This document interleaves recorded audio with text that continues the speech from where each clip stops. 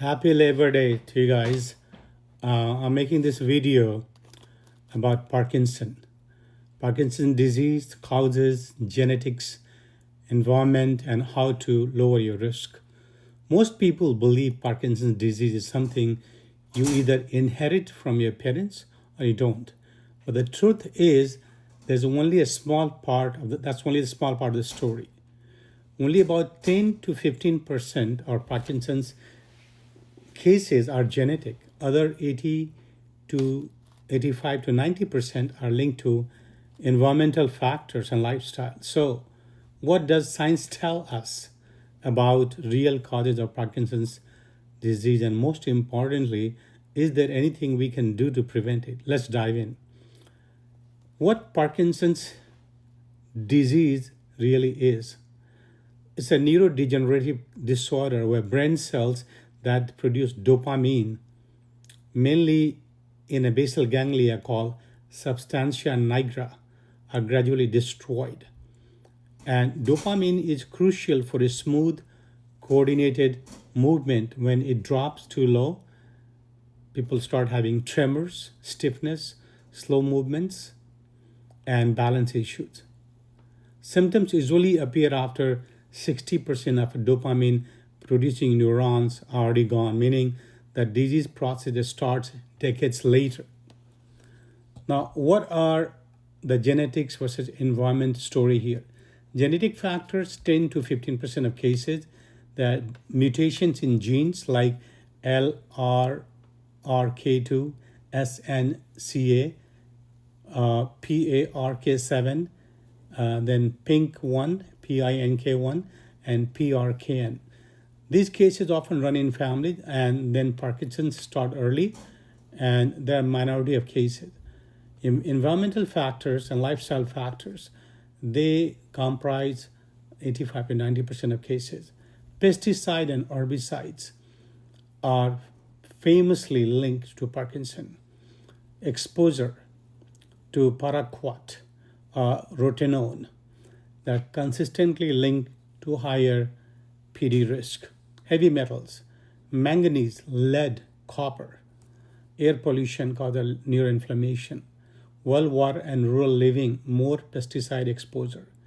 Repeated head injuries. People who have been athletes like military veterans or people in boxing or football players. What are the protective factors found in studies? Caffeine, tea, they lower risk. Nicotine exposure, not recommended clinically, but shows the brain effects. Nicotine exposure, it basically acts against Parkinson's. So, but of course, there's nobody recommending anybody to use nicotine in any kind because other risks far outweighs than the benefit. Physical activity. If people who physically active, the very active lifestyle, they have less risk. So, what are the role of your lifestyle? Diets rich in antioxidant reduce oxidative stress that damage neurons.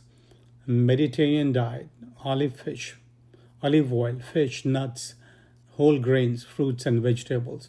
Polyphenols like in green tea or catechins and turmeric, resveratrol, and shown to protect neurons in animal studies. Omega-3 fatty acids, fish, flax seeds, chia seeds, they reduce inflammation.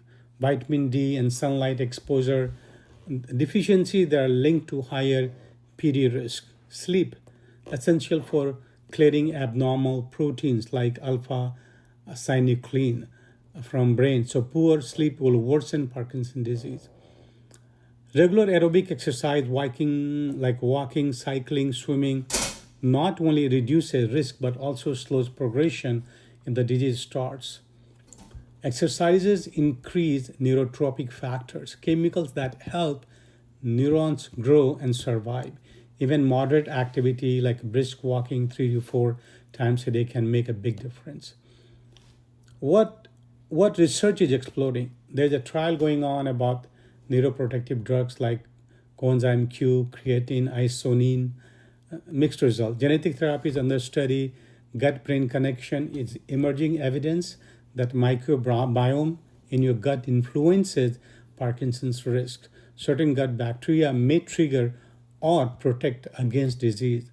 Early detection research, smell loss, REM sleep disturbances, constipation may appear years before motor symptoms. So, take home message: Parkinson's disease is not just about bad luck or genetics. In fact, majority of cases are shaped by our environment and lifestyle. We can't control everything, but we can protect ourselves from toxin. You can exercise regularly, eat a well-balanced meal like a Mediterranean style, which is rich in antioxidant, and good sleep, maintain vitamin D levels. More holistic way of living will prevent you from getting these chronic diseases, including Parkinson's. There's no guaranteed prevention yet, but science is clear. Your daily habits can protect your brain health. I'm Dr. Karan. If you found this helpful, please subscribe and share, because knowledge truly is the best medicine.